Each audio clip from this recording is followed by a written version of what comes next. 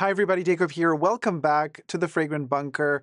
We're going to do the top 5 cheapies for the month of November 2025. So let's get one thing out of the way first.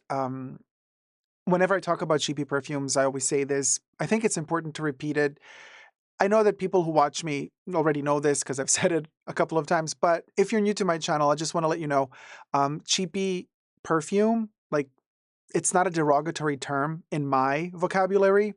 It's just a description of an actually wonderful family of fragrances and that can be really, really wonderful, beautiful quality, actually. And just because certain niche perfumes that cost $500, $600, $1,000, $2,000, just because they cost a lot doesn't mean that they are actually good. And vice versa, just because something is more affordable doesn't mean that it's bad quality. Furthermore, for me personally, I have described cheapies as fragrances that cost 20 US dollars or less, not more. And the size can vary, it can be 15 mil, 30 mil, 50, 75, 100 mil, 200 mil. I mean, the sky's the limit in terms of the size. But a regular sized bottle, I wouldn't say sample size bottle, not 5 ml, but like from 15 ml upwards. Maybe 10 ml would fit in there as well.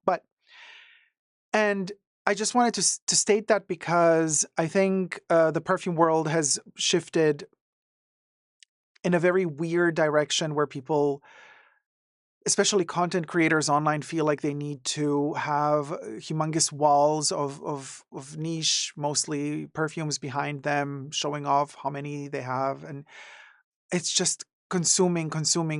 And I don't like that visual. So I kind of create something more calming and soothing.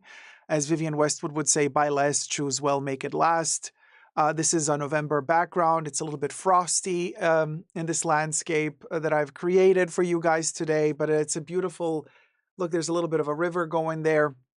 It's a beautiful, calming, soothing atmosphere where things are frozen, but the water isn't. So we actually have a situation here where we can defrost something.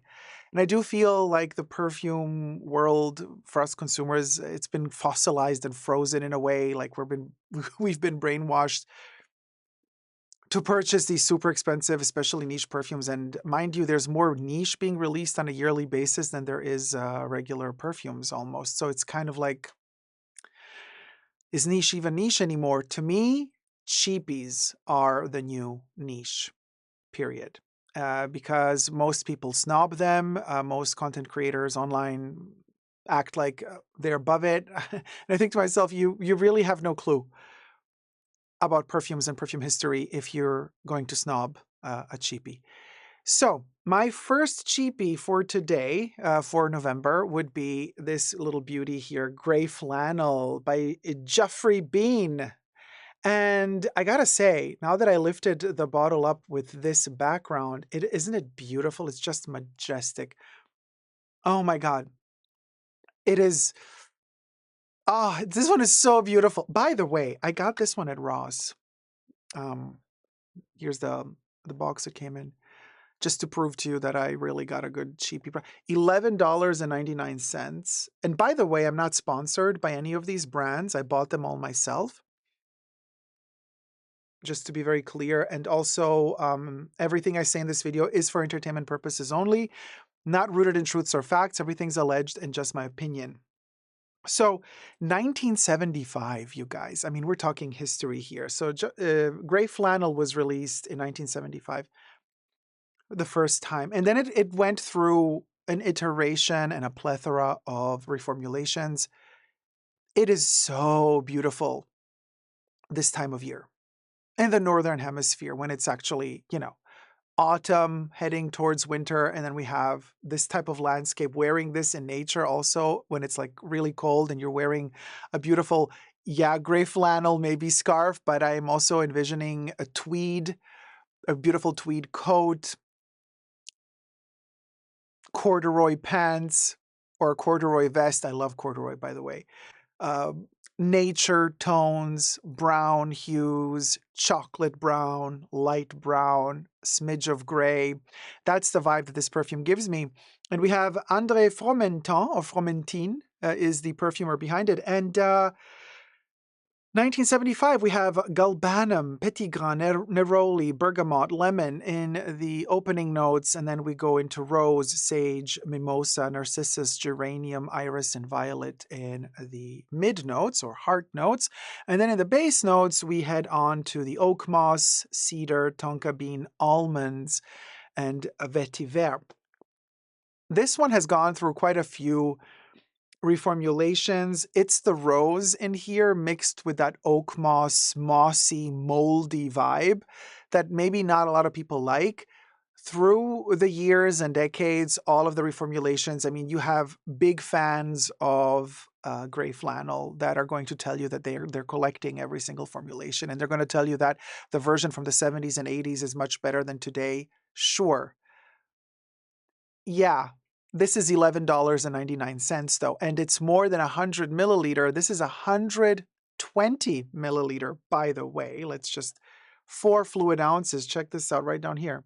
So we got 120 ml for $11.99. I mean, you can't beat that. And even with the reformulations and everything, I don't think that this thing has actual oak moss still in it, but I think it does have tree moss. It does have a Cananga odorata. Cananga odorata is ilang ilang. We have ilang ilang in here, the oil extract, citrus, aurantium peel, coumarin. We have juniper, Virginian oil as well. Then we have turpentine.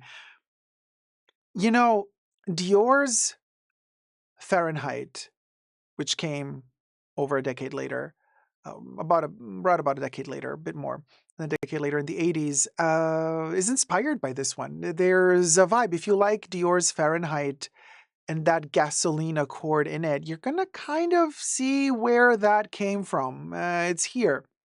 And it's so particular, this smell. It's so beautiful. It's so 70s, but it's also timeless. It is a timeless, beautiful coat, jacket, outfit, clothes that you're going to wear throughout the year, all through winter. Good quality clothes that are not going to fall apart after one wear. You know what I mean? Like maybe you can even hand down the coat to your kids or grandkids one day. It's just, there's that beautiful lived in feeling. And that's the vibe I get from gray flannel, quite frankly. Now, there is a flanker to gray flannel, and I'm going to talk about that one in another video, and it's called L'eau gray flannel, which is quite a different formulation and quite a different vibe altogether to the classic gray flannel. But gray flannel is in my top 5 cheapies for the month of November. I mean, the sticker is placed a little bit, it's not, the sticker is a little bit off, you know. It's fine. It has charm and character, you know. I wonder where this was made. Was it made in the US or was it made in France? No, it's made in the US of A, right down here. And also you can check out all the ingredient list of the current formulation that I found at Ross. So once again, everything I say in this video is for entertainment purposes only, not rooted in truths or facts. Everything's a legend, just my opinion. If I find a shopping link to this one, I'll post it down below. It's an amazing perfume, so I hope you enjoy it. Now, next one, thumb up the video, subscribe as we move on to number 2. My number 2 is another masterpiece, this time from the late 80s or second half of the 80s. Red by Giorgio Beverly Hills. I'm trying to catch the light so you can see that beautiful golden text printed on the bottle that tells us that this fragrance is Red by Giorgio Beverly Hills. This one does have the tree moss extract in it. Oh my God, this is so beautiful. Oh, by the way, let me just rewind quickly to gray flannel. One of the reasons why I'm particularly loving it this time of year, this year, it's the heritage aspect of this one. It's that connection to history, and in particular, I've been watching interviews with architects, artists, and even some politicians from the 70s. And there was just, it was a different time. Everybody was more polite. There was more education. People could afford education still, kind of. People could also afford to work 2, 3 summers and then like buy a house. Could you imagine? And it was, I don't know. I feel like it was a time where people had more consideration for each other and would share more. And this just evokes that vibe. It calms me down and makes me hope that we're going to go back to that place again sometime, hopefully soon. Giorgio Red. This is a beautiful, beautiful, beautiful fragrance. It's a particular vibe. Now, I gotta say, with this one, hear me out.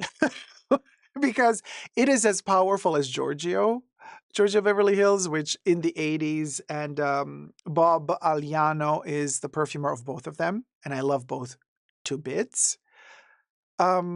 Red is just giving me a little bit more warm vibes this time of year. I love how thick the glass is down here. Elizabeth Arden Company, I think, is the owner of Giorgio Beverly Hills at the moment, at least their fragrance range. And so this one came out in 1989, so second half of the 80s. Like I said earlier, what a vibe. Listen to the ingredients. And this is, it warms your soul, but it also gives you an 80s, late 80s sophistication. I was reading somewhere, somebody said something really interesting about this one. They said that when they wear red, they feel like they are in their beautiful, soft Beverly Hills vibe bathrobe, red nail polish. They have the towel, wet hair in a towel, you know, the little turban kind of vibe going on as the hair is drying. And their makeup is done, even though they're just out of the shower, very 80s. And they're ready to call somebody and do something villainous and dangerous and important. And so they're like, you know, Alexis Carrington vibes. And then with shoulder pads, you're sitting down and you have your rotary telephone with the cord and you're kind of twirling the cord, you know, on your finger, and you're not dialing, you're rotating and you hold the actual phone. You hold it in your hand and you're talking. It's a whole vibe. Everything is plush around you. Everything is sharp. There are some Vogue magazines open on the bed with strips of perfumes inside of them. One of them red, Giorgio Red. And that's the vibe. It gives that determination, you know, I'm going to do something. I'm ready to do something, even though I'm kind of not dressed yet, but the makeup is ready. The nails are ready. It's amazing. Such a vibe. And now listen to some of the ingredients or some of the accords. We have aldehydes, which I adore, cherry, ilang ilang, hyacinth, bergamot, orange blossom, osmanthus, black currant, and peach. And that's just the opening accords, okay? So then we go into the heart notes with carnation, and I love the carnation in this one. It's so beautiful. Tuberose, rose, jasmine, gardenia, iris, lychee, lily of the valley, rosemary. Lychee is a very particular element of this one. And then base notes, oak moss, patchouli, amber, vetiver, tonka bean, myrrh, sandalwood, cedar, olibanum, and vanilla.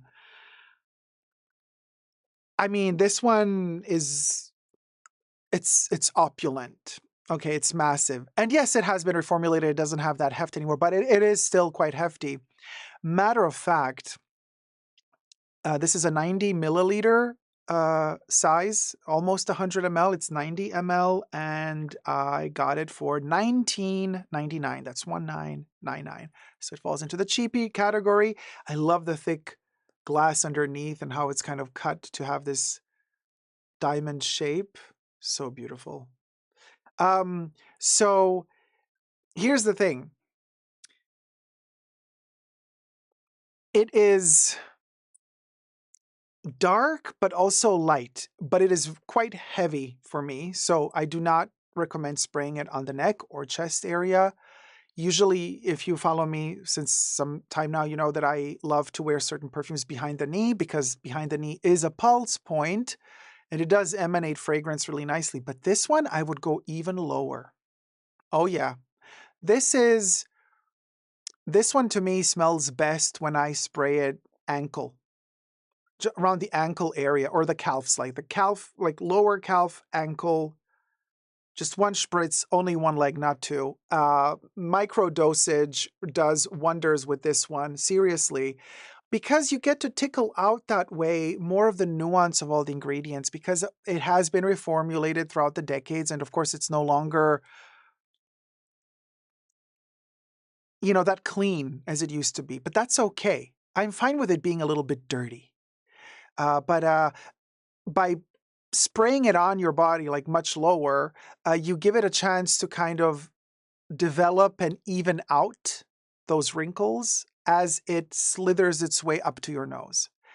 As opposed to spraying it on your neck, which is very close, the distance is very close to your nose, it doesn't have really the time to bloom properly, to even itself out before it hits the nose. So I love wearing this at home. You know, you've been out to work, you come back home, and then you feel some type of way, you take a shower, and then you just spritz a little bit on your ankle. Oh, this one, it's just giving me the best of vibes. Plus, you know, for those of you who are fans of Stranger Things, season 5, the final season is coming out also this year in November. And this is the perfume I'm going to wear watching Stranger Things, which also kind of plays in the 80s, right? By the way, look how beautiful these hues of red and amber look with this background. It's like we have red here as well. Such a beautiful combination, this fragrance with this photo that we have here. So red is my number 2. If I do find a shopping link to this one, I'll post it down below. Thumb up the video, subscribe, and we're moving on to number 3. Number 3 is for those days when I crave memory of beachy vibes and summery vibes, or thinking about, oh, when is spring going to come again? And that's when I gravitate towards Banana Republic's Gardenia and Cardamom. I gotta say, also great for right after the shower. This is, check out my review of this one. This one also has its own video. Really hefty metallic lid or stopper. Well, it's not a stopper because it's a spray, not a splash, and it's a balmy, creamy type of gardenia and cardamom vibe. It's very beachy. It's a very inoffensive perfume. You know, it doesn't prove anything. It doesn't care to prove anything. It's just a mood, a relaxing beach spa vibe.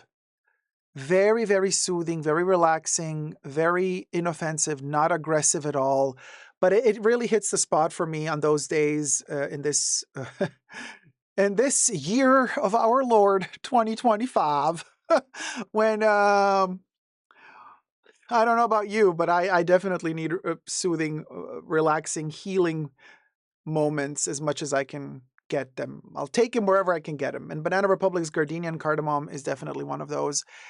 Now, this one falls under a cheapie, but not always. I did see this for under $20. I've also seen it for $25. But then again, like if you go to places like CVS, I've seen red for $70, you know, but at Ross I got it for $19.99. So it's also about getting the cheapie in the right place. You got to kind of hunt them down, which honestly, I'm also a toy collector. I love toys, certain types of toys, and the hunt is kind of half of the fun for me. By this, I'm saying I love that feeling of going to Ross or Marshall's or, you know, anywhere, even CVS sometimes, because you get one of those coupons for 40% off one item. Ooh, jackpot. You know how it is at the cash register when you pay for one item, then they give you that huge receipt and they get a lot of little coupons. And sometimes they give you a 40, 35, 30% off one item. I run to the perfume section right away. But that idea of not knowing what you're going to find when you go to a place like Ross, for example, it tickles me. I love it. I love that sensation. And you don't get that when you buy your regular mass-released perfumes or your niche perfumes, when you go to the bougie perfume shop that has them all in one line and they're all going to cost a pretty penny. You know, there's a whole, it's a little bit of a snobby thing. The whole concept of, oh, let's go and try them out. I love trying out perfumes, don't get me wrong. But I do like, I do like this not really knowing what you're going to find when you go to Ross and then like you get stuff that is really amazing for $20 or less. I love it. It gives me that extra, my instinct of a hunter, because I am by nature a hunter. It just, I love it. I love it. And getting, you know, cheapie for a great price, but also discovering one you didn't even know was available there. Ah, man, such a vibe. So you got to also know where to look. Like I said, you can get red for 60, 70 bucks, but you can also get it for 19. Same with this one. Banana Republic's Gardenia Cardamom. I love a white floral, even in the depths of autumn. If I get a shopping link to this one, I'll post it here somewhere. And thumb up the video, subscribe while you're at it. Next one, Elizabeth Arden in the house, baby. We got sunflowers. I know a lot of you have been talking about sunflowers for the longest time. I do have quite a few Elizabeth Arden fragrances reviewed on my channel, including green tea, which is one of those reviews that most people look for. A lot of people love green tea. Coincidentally, green tea, check out my review of green tea, was composed by Francis Kurjan, the guy who's currently artistic director for the perfumes of Christian Dior, and he also did Le Mal for Jean-Paul Gaultier. That was his first perfume when he was 25 years old. Check out my review of Le Mal as well on my channel, but he is also the creator of Baccarat Rouge, which is a fragrance I cannot stand. And that one falls into the kind of niche-ish category, right? Not niche anymore, actually, because it's so known worldwide. But sunflowers is together with, so I would say from Elizabeth Arden, bestseller, green tea, Fifth Avenue, and then sunflowers and Red Door. Like, I think that's kind of your, like the most famous Elizabeth Arden. Not the trifecta, the quadrecta, the four. This is 90s in a bottle. I mean, every time I smell sunflowers, it is such a specific 90s smell. It was everywhere in the 90s. This one was released in the 90s. So we have, it's a kind of a fruity, citrus, fresh, woody, floral accord. David Appel, or Apel, I want to say Appel, is the nose behind this one. 1993. The release date. And as per the perfumer, they say the heart brings notes of cyclamen, and cyclamens are my favorite flowers, by the way, also present in Cheap and Chic by Moschino, which also falls into the cheapie category, less so these days than in the past, but you can still get a great deal on Cheap and Chic on Amazon from time to time. The original Cheap and Chic, not the flankers, although there are some flankers that are nice too. And floral fruity fragrance, right, so what were we saying? The heart brings notes of cyclamen, rose, pure jasmine, osmanthus, and iris root. The sensual base is composed of musk, cedar, amber, moss, and sandalwood. The joyous sunflowers make a nice contribution to this bright fragrance. It starts off quite fruity. I mean, we got peach, we got melon, lemon, mandarin orange, bergamot, orange blossom, and Brazilian rosewood, all of that in the opening notes. And then we got middle notes, cyclamen, osmanthus, rose, jasmine, orris root, coincidentally, very similar composition in the mid notes to Cheap and Chic by Moschino.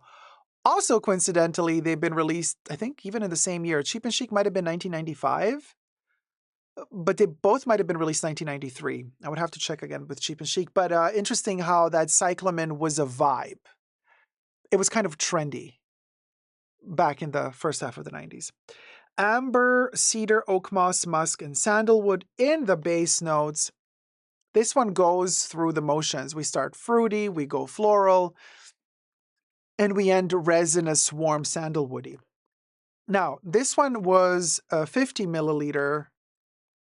I got the 50 ml. There are also bigger ones. I also found this one at Ross. So it has the yellow color on the back, and it has the white color on the front. And I got 50 ml for $10.99. Isn't that wonderful?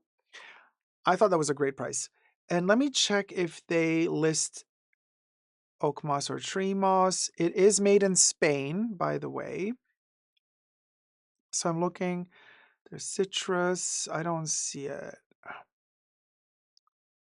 Bergamot is in there.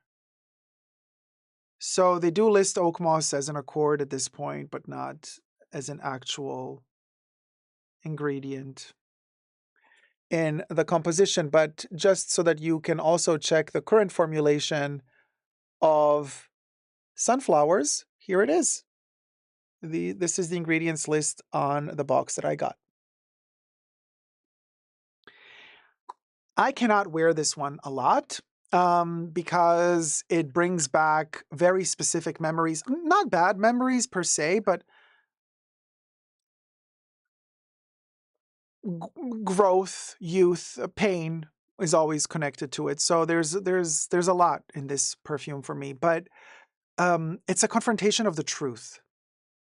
Sunflowers. And sunflowers, if you think about the actual flower, sunflower, it follows the truth. If the sun is the truth, the sunflower always turns as it kind of blooms and opens up. It follows the sun. Obviously, the sun, well, the whole universe is moving. We're not going to go into astrology now in the universe, but the earth is moving around the sun, but technically the sun is also moving. But so we look into the sky, we think that the sun is moving, but actually it's us turning around our own axis and around the sun, and we're tilting as well as, anyway. But so the sunflower kind of follows the motion that the earth does around the sun. So the sunflower always kind of follows the sun, follows the truth. It's a symbolic gesture. And this perfume smells of truth to me. And we are living in times where it's really hard to get to the truth. So this perfume is kind of like an aid to me. It helps me connect to the notion, to the idea of truth. And the hope that people will be truthful enough.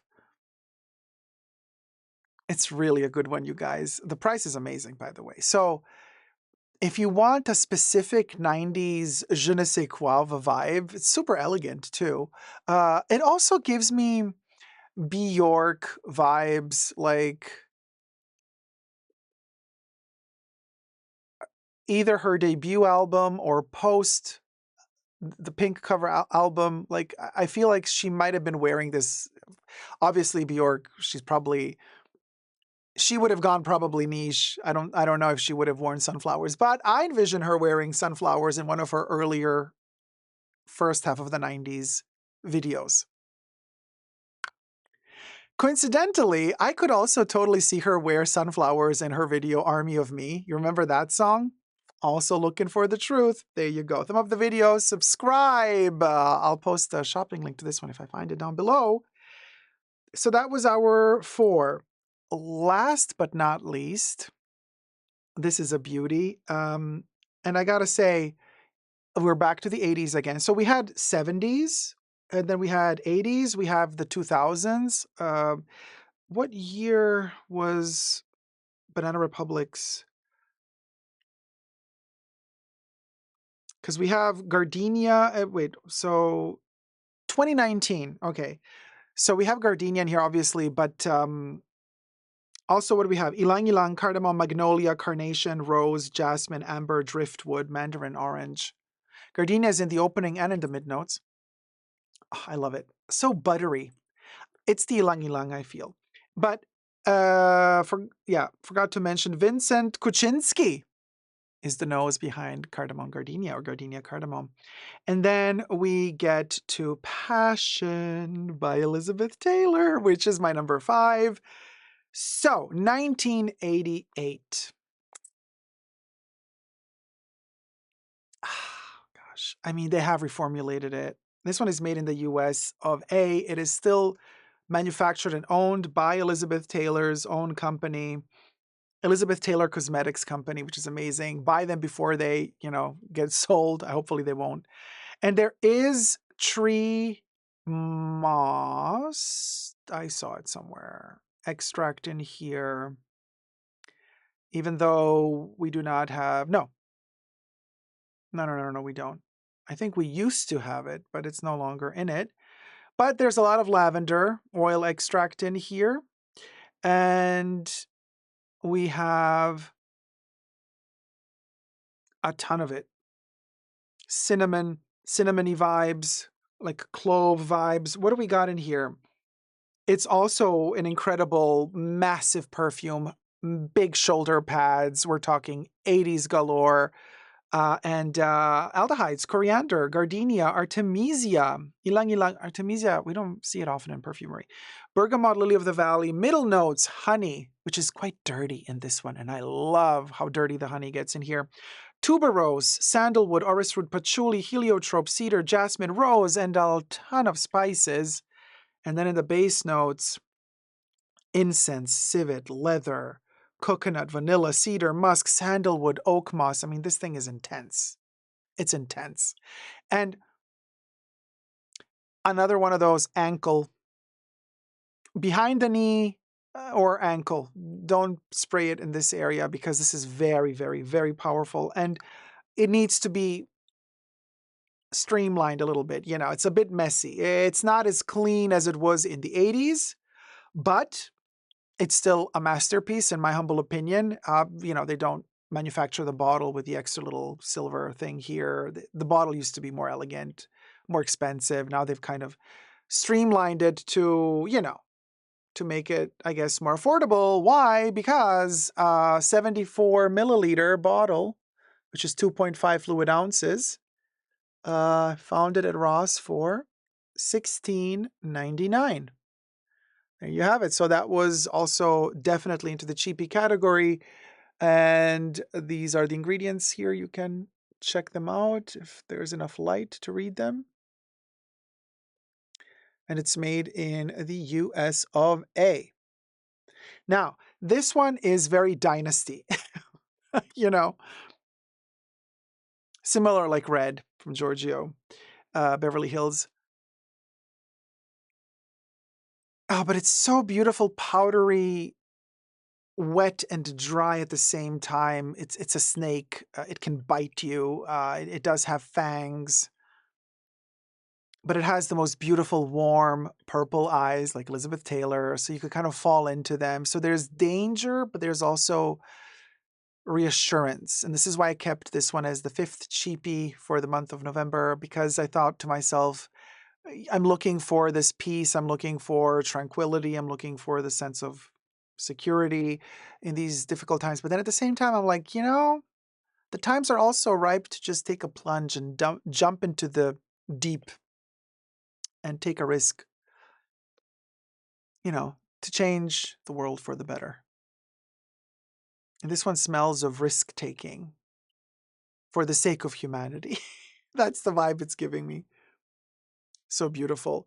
Elizabeth Taylor's Passion in this purple glass bottle. The stopper has the Elizabeth Taylor kind of E.T. extraterrestrial. No, it's actually E.T. for Elizabeth Taylor, but funny that it's also E.T. Stopper or lid. Fingerprint magnet too. I love it. Passion is not her most famous in terms of like bestseller perfume because, you know, White Diamonds would be more the bestseller, and then you have all of the diamonds and sapphires, emeralds, rubies. I love diamonds and rubies, by the way. But Passion was her first one. So in the 80s, it was really a bestseller until other ones came along. And notice how this beautiful 80s font that is reminiscent of, you know, faraway lands, but it's also quite similar to another perfume that was released in the 80s, just 2 years prior to Passion, and that would be Christian Dior's Poison or Poison, released in 86. Different price category fully, but it falls kind of into that same category of these dark tuberoses. Poison, however, has that plum, spicy, drenched in opoponax vibe to it. This one goes its own route, but it kind of follows the path that Poison paved. So Passion is kind of like Elizabeth Taylor's Hollywood version of Poison. And it's amazing. It's historically speaking a wonderful jump into the past. And again, great manicure. When the leather was amazing and it was glossy, but just the right amount of glossy, and you kind of go to dinner, put the bag on the table, and like when you watch an episode of The Golden Girls, and Betty White always had her little bag with her, usually a camera bag, or one with a pom-pom hanging on the side, a little tassel, and how they treated those leather bags. I would take screenshots of scenes where little bags like that, early 90s as well with Twin Peaks, David Lynch's Twin Peaks. There's a couple of scenes where some of the female characters also have tiny little leather bags. They just have a different sheen. They had a different sheen back then than leather does today. Perfumes did as well. And this is one of those beauties from that era, and it just takes you back. It's so wonderful. Highly recommend. If you can find it, sniff it. It's aggressive. It's not something to spray here, right? Go lower down with this one. But if you know how to tame it, if you know how to dose it just right, it's not going to give you that aggressive smell. It's going to go into that beautiful purpley, powdery, orris rooty, tuberosy, makeup-y shoulder pad, hairspray, huge hair vibes, also very 80s Texas, I want to say. There you have it, guys. Those would be my top 5 perfumes, top 5 cheapie perfumes for the month of November 2025. Coincidentally, also my first ever top of the month cheapie selection. I hope you had fun today. Let me know if you enjoyed it. If you did enjoy it, thumb up, consider thumbing up, and consider subscribing. Costs you nothing, and it helps my channel a whole lot. And also, let me know if you also love cheapies like I do, especially coming from like these beautiful historic contexts, which ones would be your favorite this month, or just in general for autumn? Let me know down below. Love you loads, guys. Subscribe, thumb up the video, and never give up on fragrant love. Bye.